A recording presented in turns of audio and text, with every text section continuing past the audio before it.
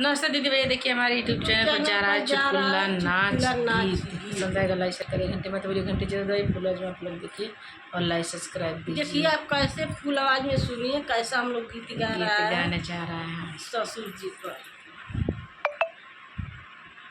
पिया बाटा बखरिया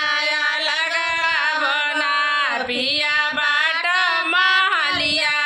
लगरा बना, हमारे ससुर जी के दीनी महलिया,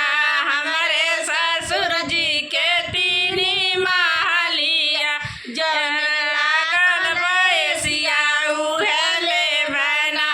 जौन में लागल बैसिया उहे ले बना, पिया बाटा महलिया लगरा बना, पिया बाटा महलिया लगरा बना, हमारे ससुर जी के तीनी बेटा हुआ,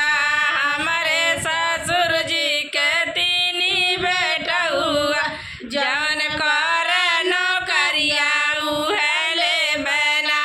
जवन कर नौकरिया उहे ले बना, पिया बाटा बखरिया लगरा बोना, पिया बाटा बखरिया लगरा बोना,